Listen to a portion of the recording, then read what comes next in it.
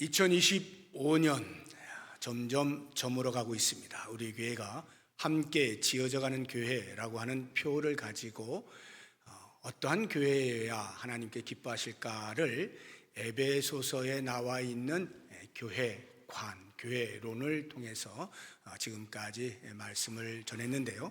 이제 오늘 에베소서 강해 마지막 시간입니다. 이 마지막 시간 사도 바울이 에베소 교회 성도들을 향해서 마지막으로 권면한 내용을 같이 생각을 해 보려고 합니다. 영적인 전투에서 어떻게 하면 승리할 수 있느냐 하는 비결을 마지막으로 사도 바울이 전하고 있는데요. 이것은 그 당시에 에베소 교회 성도들뿐만 아니라 이 땅을 살아가는 모든 성도들에게 들려지는 말씀입니다. 왜냐하면 영적 전투라고 하는 것이 이 세상을 현장으로 하기 때문에 그렇습니다. 예수 그리스도가 다시 오시는 그날까지, 또는 하나님의 나라가 완벽하게 도래하는 그날까지 우리는 이 세상을 살면서 영적인 전투를 치르며 살게 되어 있기 때문에 그렇습니다. 영적 전투, 그냥 전투가 아니라 영적 전투라고 할 때는 그 의미가 우리의 싸움의 대상이 사람이 아니라는 뜻입니다. 영적 존재인 사탄과의 싸움이 우리에게 놓여져 있다 하는 뜻이겠죠. 12절 말씀을 보시게 되면 우리의 씨름은, 우리의 싸움은 혈과 육을 상대하는 것이 아니요 사람과 사람 사이에 싸우는 것을 말하는 것이 아니라 통치자들과 권세들과 이 어둠의 세상 주관자들과 하늘에 있는 악의 영들 곧 사탄을 상대하는 것이다, 이렇게 말씀을 하고 있습니다. 왜 우리가 이 땅을 살면서 주에 오시는 그날까지 영적 전투를 피할 수 없는가? 영적 전투의 필연성, 그것은 처음부터 마지막까지 예수 그리스도의 오심으로부터 해서 그리스도를 따르는 우리 성도들에게 있어서 필연적일 수밖에 없는데요.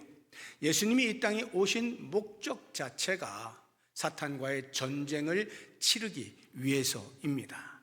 우리 마태복음 10장 34절을 보시게 되면 내가 세상에 화평을 주러 온 줄로 생각하지 말라, 화평이 아니요 검을 주러 왔노라 말씀하시죠. 사실 예수님은 이 땅에 화평을 전하기 위해서 오셨죠. 우리가 하나님과 단절되어 있는 관계를 그리스도께서 다시 이어주시고 회복시켜 주시는, 화목케 하시는 역할을 위하여 이 땅에 오신 것이 사실입니다. 그런데 왜 예수님께서 화평이 아닌 검을 주러 왔다고 말씀을 하실까요? 그것은 우리 죄인에 대하여 주시는 말씀이 아니라 사탄을 향하여서 하시는 말씀이겠죠. 예수님께서 진리의 검을 휘두르시면서 사탄과 영적인 전쟁을 선포하시는 것입니다. 그리스도의 오심이 이미 사탄과의 영적인 전쟁의 시작이라고 한다면 그리스도를 믿고 따르는 우리들, 다시 말해서 복음을 전파하시고 우리에게 죄사함의 은혜를 주시고 하나님 나라의 백성으로 삼아주신, 그래서 그 은혜에 따라서 그리스도의 군사로 살아가는 우리에게 있어서는 너무나도 당연하게 예수님께서 선포하신 영적인 전쟁에 참여할 수밖에 없는 것입니다. 예수님이 이 땅에 오셔서 검을 휘두르신다 하는 말씀의 의미가 사탄이 이 세상을 지배하고 다스릴 때 모든 근원이 악이죠. 그래서 악으로 변해 있는 이 세상에 대하여서 그것을 증언하시기 위하여 예수님이 오십니다. 요한복음 7장 7절을 보시게 되면 세상이 너희를 미워하지 아니하되 나를 미워하나니 이는 내가 세상의 일들을 악하다고 증언함이라. 세상의 일들, 사탄이 다스리고 사탄이 주관하는 그 모든 일들이 악하다는 것을 예수님께서 증언하시는 것입니다. 그러니 그렇게 증언한 예수님을 따르고 예수님의 군사로 살아가는 우리들을 사탄이 가만 놔두겠어요? 그냥 너는 너대로 살아, 나는 나대로 살게 할 리가 만무하잖아요. 사탄이 얼마나 화가 나겠어요. 그러니까 미워한다는 표현을 쓰고 있는데요, 한번 보겠습니다. 요한복음 15장 19절을 보시면 너희가 세상에 속하였으면, 예수님이 제자들에게 하시는 말씀이에요. 세상에 속하였으면, 사탄의 노예로 계속 있었다고 하면 사탄이 자기의 것을, 자기의 소유된 우리들을 사랑할 것이요, 건드리지 않을 것이요. 너희는 세상에 속한 자가 아니요, 도리어 내가 너희를 세상에서 택하였기 때문에 이제 우리는 사탄의 노예로 사는 것이 아니라 예수 그리스도를 따르는 자로 새로운 신분을 가지고 사는 사람이기 때문에 사탄이 너희를 미워하느니라. 사탄이 예수님을 미워하니까 예수님에게 속한 우리들도 같이 미워하는 것입니다. 요한복음 17장 14절은 예수님이 아버지 하나님께 기도하는 내용인데요, 내가 아버지의 말씀을 그들에게, 우리들에게, 제자들에게 주었사오매 사탄이 그들을 미워하였사오니 이는 내가 세상에 속하지 아니함 같이 그들도 세상에 속하지 아니함으로 인함이니이다. 우리가 더 이상 사탄의 소유가 아니에요. 소유가 변했어요. 우리의 신분이 변했어요. 어둠의 권세 아래에 있다가 생명의 나라로 옮겨지게 된 거예요. 그러니까 사탄의 입장에서 볼 때는 빼앗긴 거잖아요. 자기의 소유를 빼앗긴 거예요. 그러니까 미워하는 겁니다. 화를 낼 수밖에 없는 거예요. 단순히 미워하고 화내는 것으로 끝날까요? 그럴 리가 없죠. 사탄은 자기의 있는 힘을 다하여 마지막 남아있는 힘을 쏟아 부어서 어떻게 해서든지 빼앗긴 우리들을 다시 찾으려고 반격을 하죠. 공격을 하는 것입니다. 11절 말씀 보십시오. 마귀의 간계를 능히 대적하기 위하여 해서, 이 마귀의 간계, 교묘하고 악랄한 계략, 책략을 말하는 것이죠. 어떻게 해서든지 예수의 군사되어진 우리를 다시금 자기의 소유로, 자기의 노예로 삼기 위하여 온갖 공격을 쏟아붓는다 이 말이에요.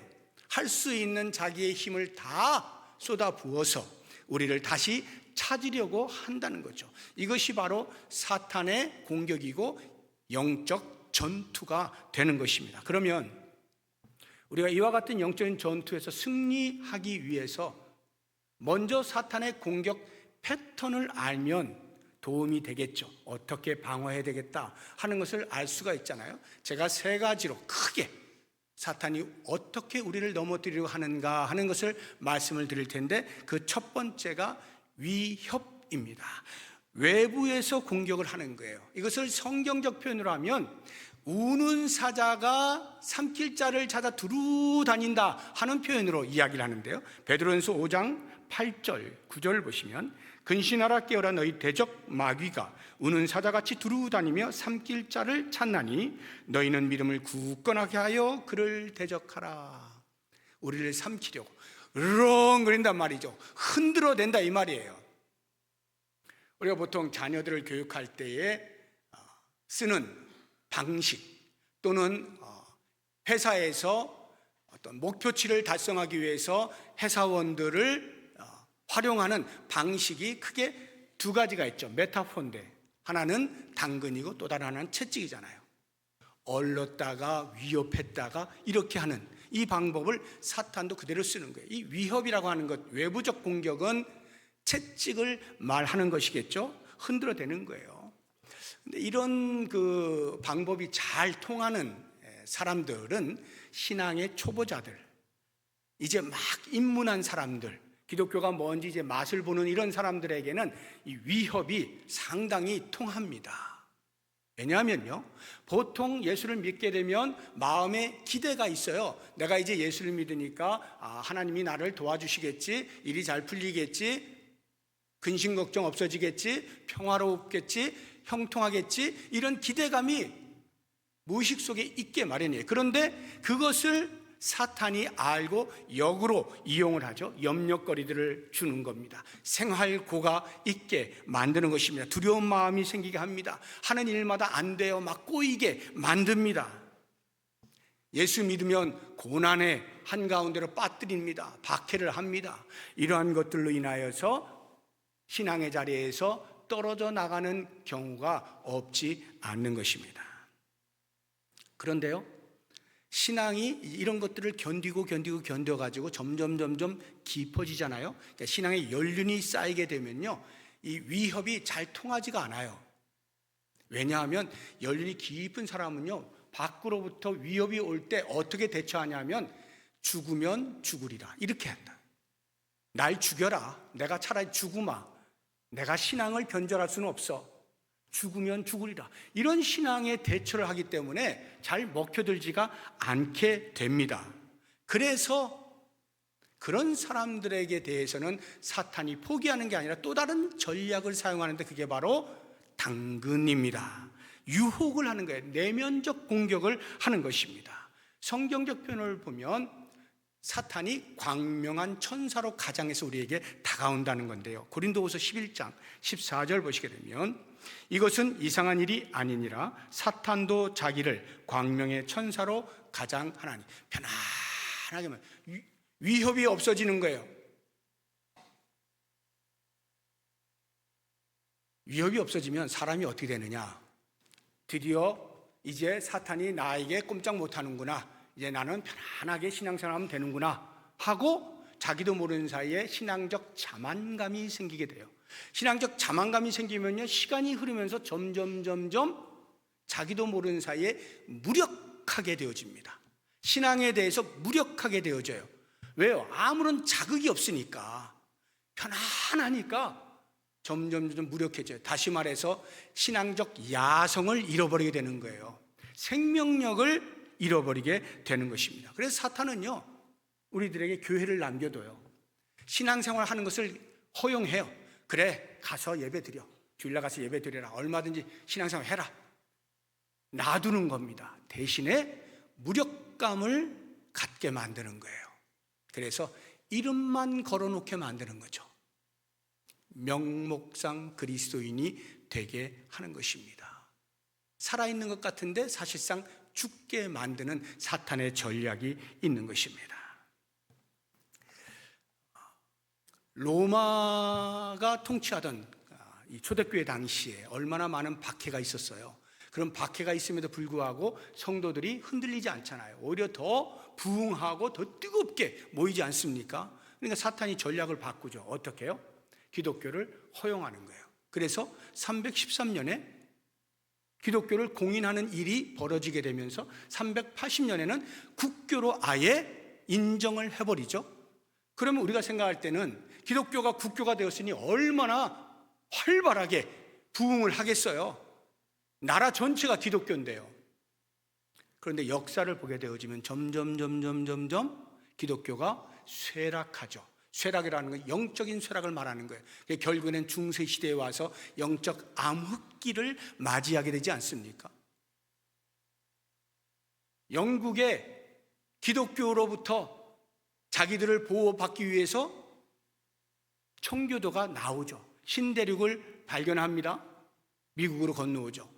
청교도의 신앙을 가지고 뜨겁게 하나님을 섬기는 초창기, 그와 같은 놀라운 복을 받았음에도 불구하고 오늘날의 미국을 보게 되어지면 미국이 기독교 국가 아닙니까?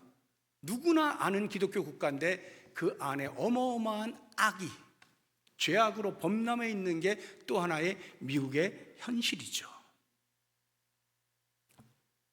그런 미국의 사회에 대하여서 기독교인 가운데 한 사람이었던 조지 바나라고 하는 목사님이 책을 하나 썼어요.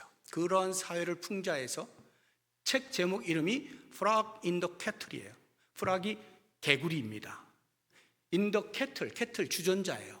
주전자 안에 있는 개구리, 이러한 제목의 책을 썼는데 이게 뭘 의미하느냐 하면 한번 이미지를 보시기 바랍니다.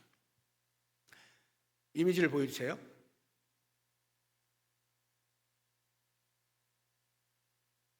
안 나오나요? 네, 잘 보이시나요? 예, 이렇게 저걸 뭐라 그러죠? 그릇이라고 해야 되나? 하여튼 그 통, 주전자로 합시다. 그냥 주전자 안에 개구리 두 마리가 아주 빵긋빵긋 웃으면서 즐겁게 서로 놀고 있는 거예요. 그 안에 물이 있습니다. 그리고 그 밑에 불그스레한 것이 불이에요. 불인데요. 밑에 불을 은근히 이렇게 지피는데 물이 따뜻하고 미지근하면서 따뜻하니까 너무나 수영하기 좋은 거예요. 재밌다 하면서 이렇게 놀고 있는 거예요. 그런데 저 불이 계속 지펴지는 거예요. 그럼 어떻게 될까요? 온도가 상승하겠죠. 온도가 상승하게 되어지면 개구리가 자기 자신도 모르게 몸이 익어가는 줄도 모르고 계속 놀다가 죽는 거예요. 미국의 기독교를 이렇게 풍자한 겁니다.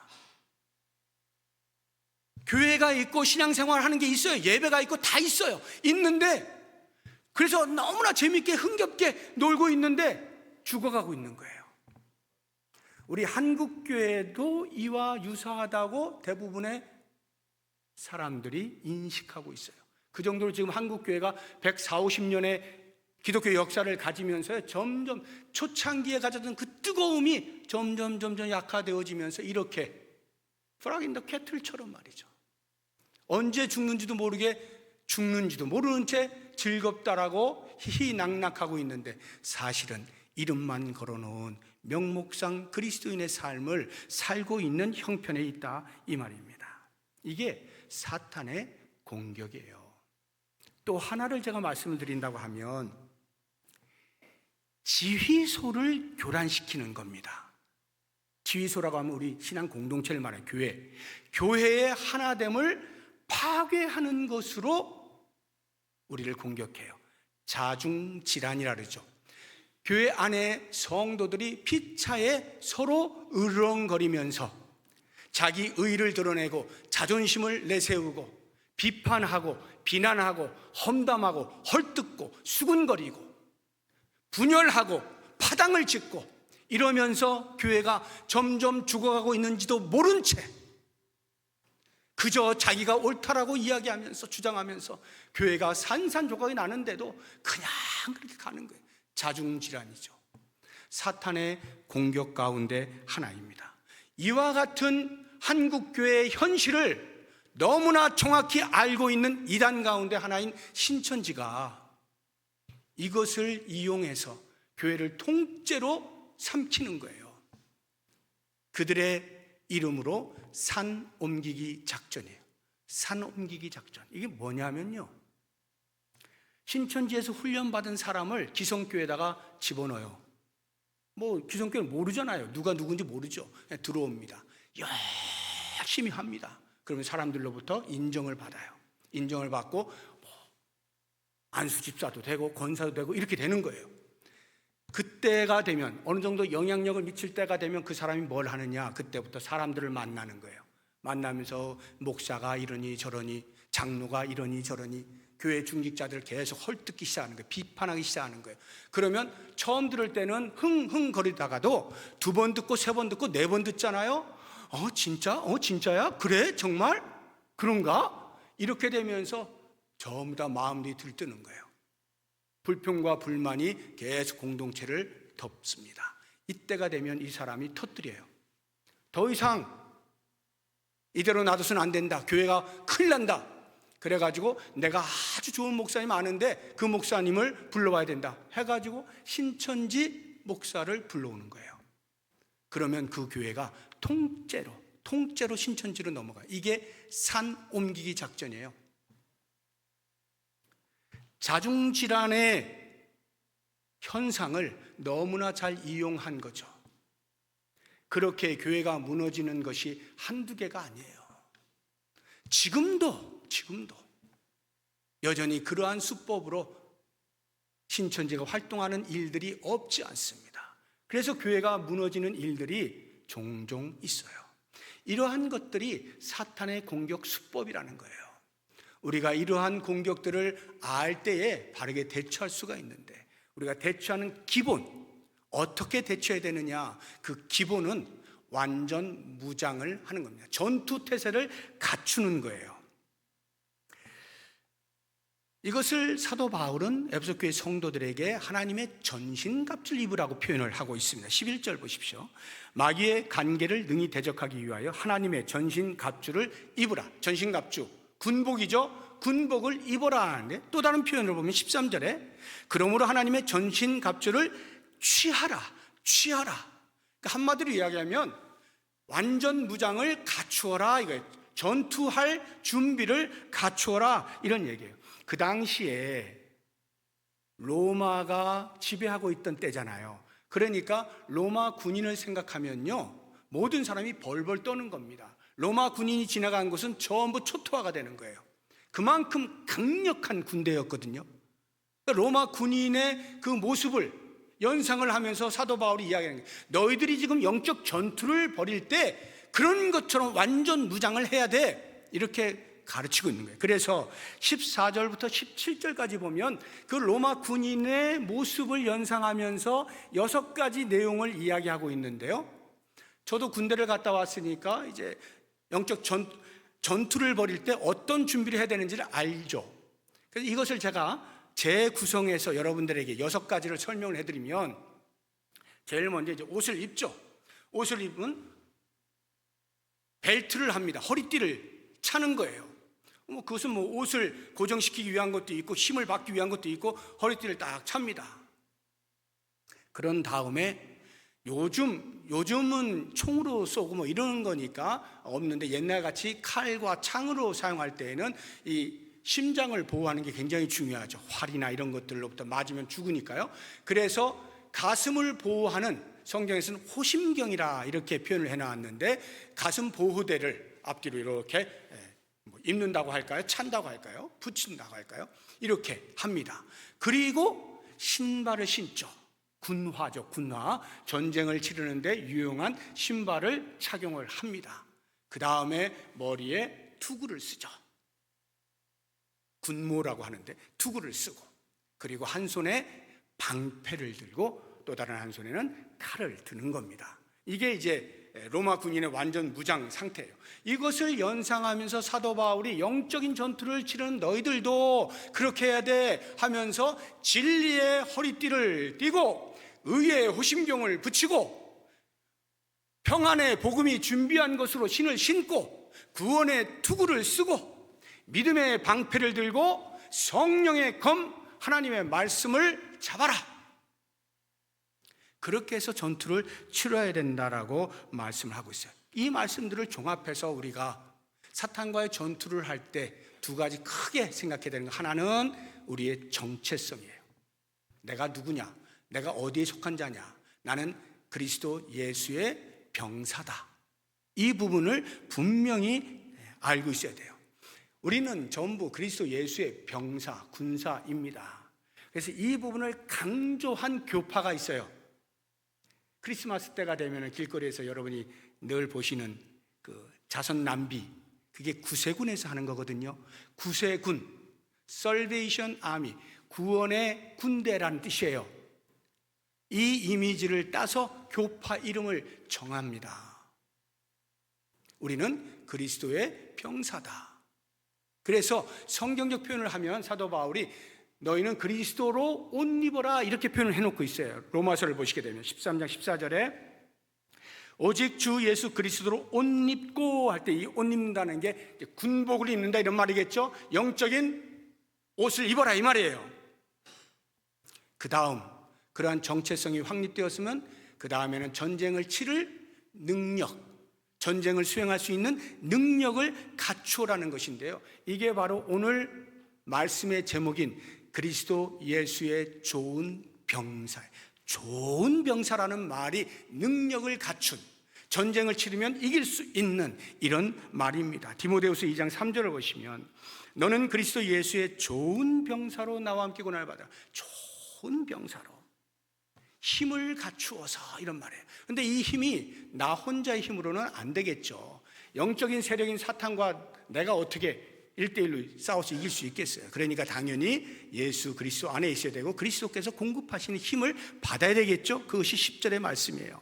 끝으로 너희가 주 안에서와 그 힘의 능력으로 강건하여지고 주께 주신 힘으로 감당할 때 사탄과 싸워서 이길 수 있다 하는 이야기입니다. 이렇게 영적인 전투를 치를 준비가 다 되었다라고 하면 마지막으로 해야 되는 일이 있어요. 실제로 삶의 현장에서 사탄과 영적인 전쟁을 치릅니다. 전투를 합니다. 그런 가운데에서 반드시 해야 되는 게 있는데, 우리가 전쟁 영화를 이렇게 보시게 되면 막 폭탄이 떨어지는 그 한가운데에서 전화기를 들고 막 돌려가면서 본부하고 연락하는 통신병 보시죠? 그게 뭐냐 하면 지금 우리의 이 현장이 이러이러하다라고 하는 것을 보고하는 거예요. 지금 우리가 이런 상태에 있습니다. 보고를 하는 거예요. 그리고 또 다른 하나는 그런 보고를 들은 본부에서 전략을 수립해 가지고 그러면 이렇게 해 하고 하다를 합니다. 그 하다를 듣는 거예요. 전화를 통해서. 우리가 영적인 전쟁을 치를 때 반드시 본부와 통화를 해야 되는데, 교신을 해야 되는데, 그게 기도라고 하는 거예요. 기도. 그래서 이 기도가 이제 18절에 나오죠. 보시면 모든 기도와 간구를 하되 항상 성령 안에서 기도하고 이를 위하여 깨어 구하기를 항상 힘쓰며 여러 성도를 위하여 구하라. 하면서 사도 바울이 자기를 위해서도 기도해 달라는 부탁을 이제 하게 되는데요. 성령 안에서 항상 기도하는 거예요. 이게 무슨 말이에요? 본부와 끊임없는 교신을 이루어야 된다는 거예요. 지금 우리가 처해 있는 상황에 대해서 하나님 앞에 계속 보고를 하는 겁니다. 하나님, 지금 제가 이런 전투를 벌이고 있는데요. 어떻게 하죠? 어떻게 하죠? 하나님께 들으시고, 그래, 알았어.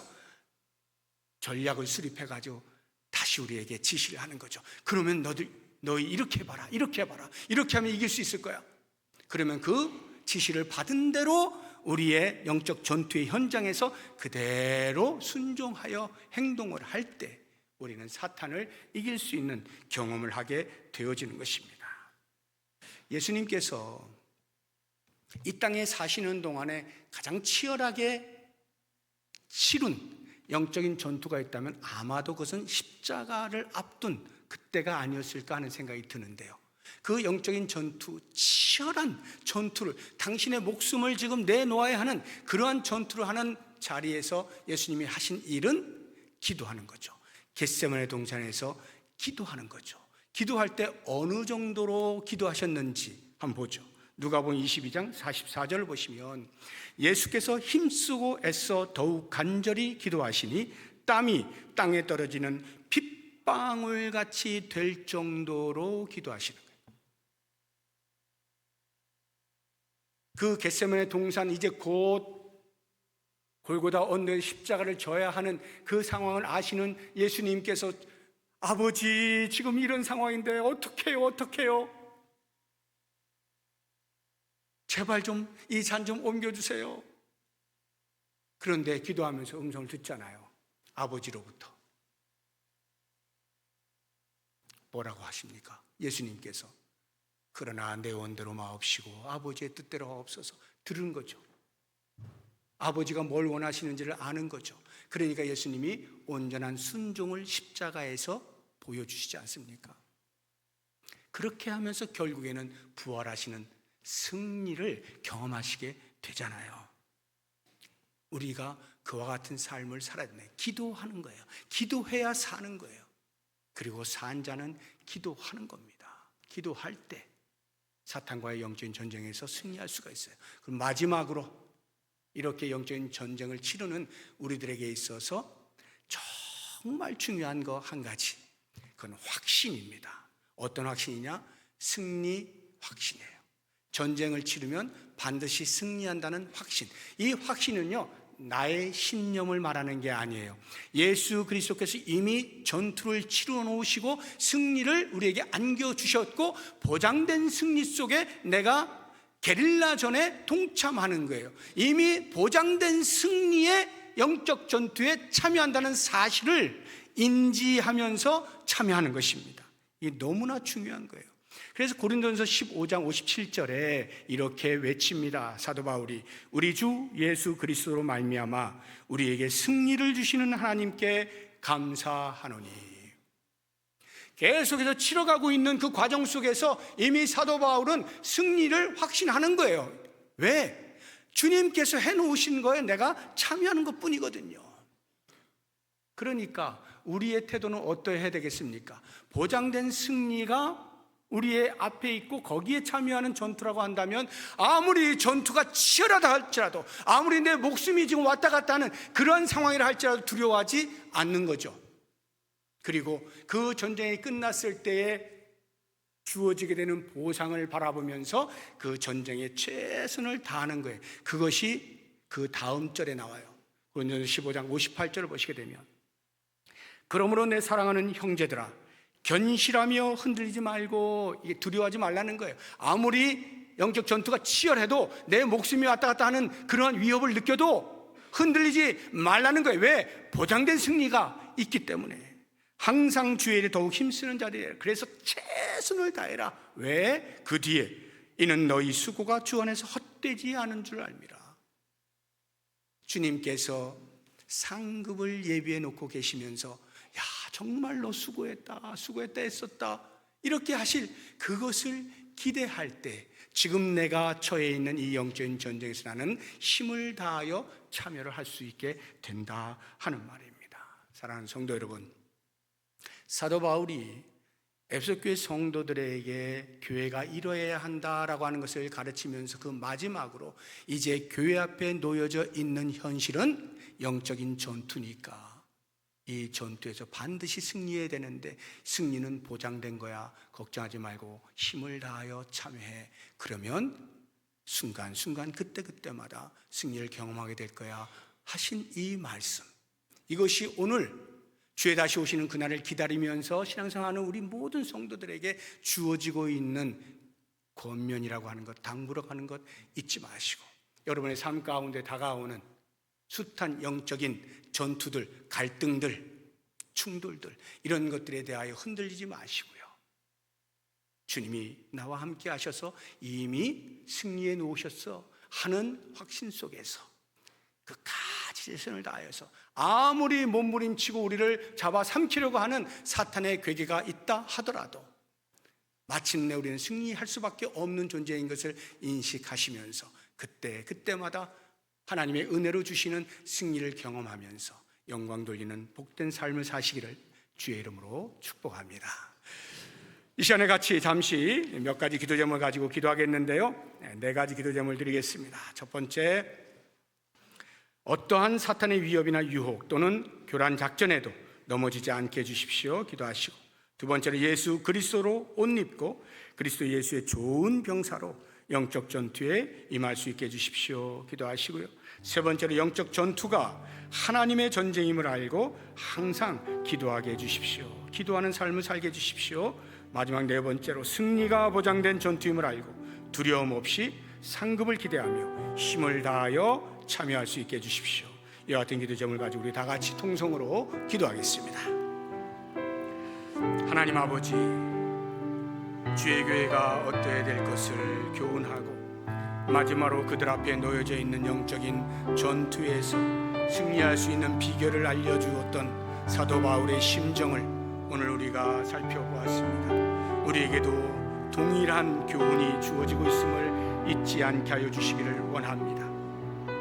끊임없이 우리를 넘어뜨리려고 하는 사탄의 위협이 있고 유혹이 있고, 때로는 공동체를 교란시키고자 하는 괴계가 있습니다. 이러한 때에 어떠한 경우에도 넘어지지 않게 해주시기를 원합니다. 적절하게 대처할 수 있게 해주시되 머리끝에서부터 발끝까지 예수 그리스도로 옷 입게 하여 주시고 그리스도께 주시는 힘으로 넉넉히 감당할 수 있도록 도우시기를 원합니다. 예수 그리스도의 좋은 병사로 그리스도의 이름에 걸맞은 영적인 전투의 승리가 우리 앞에 날마다 놓여질 수 있도록 인도하여 주시옵소서. 이 전쟁이 나의 것이 아니라 하나님의 전쟁임을 잊지 않게 해주시기 원합니다. 마침내 하나님 앞에 무릎을 꿇고야 말 사탄의 실체를 알게 하여 주셔서 두려움 없이 기도하면서 하나님의 지시를 따라 하나님의 방법으로 지혜롭게 잘 대처하고 결국에는 사탄이 우리 앞에서 도망치는 모습을 보게 하여 주시기를 원합니다. 이미 그리스도께서 십자가에서 죽으시고 부활하심을 통하여 우리에게 승리를 안겨주셨사오니 이 보장된 승리에 남아있는 전투 속에 참여할 때 조금도 두려워하지 않게 하여 주시고, 아무리 사탄이 발버둥을 치고 발악을 하며 우리를 넘어뜨리려고 한다 하더라도 조금도 흔들리지 아니하고 힘을 다하여 대처할 수 있게 해주시고, 마침내 주님께서 영광스러운 자리에 세우실 그 상급을 바라보면서 순간순간 찾아오는 모든 영적인 전투에 승리할 수 있도록 함께하여 주시옵소서. 예수님의 이름으로 기도드립니다. 아멘. 하나님 아버지, 감사합니다. 우리 개인의 삶뿐만 아니라 교회 공동체가 주님 다시 오시는 그날까지 영적인 전투를 피할 수 없는 것을 알게 되었습니다. 우리를 넘어뜨리려고 하는 사탄의 어떠한 괴계에도 흔들리지 아니하고 이미 그리스도께서 승리하신 그 전투에 참여함으로 순간순간 그때그때마다 함께 하시는 은혜로 말미암아 승리를 경험하게 하시고, 좋으신 하나님을 노래하게 하시고, 감사하게 하시고, 영광 돌리게 하시고, 그래서 마지막 날 주 앞에 섰을 때 잘했다 칭찬받을 수 있는 우리 모두가 되게 하여 주옵소서. 예수님의 이름으로 기도드립니다. 아멘.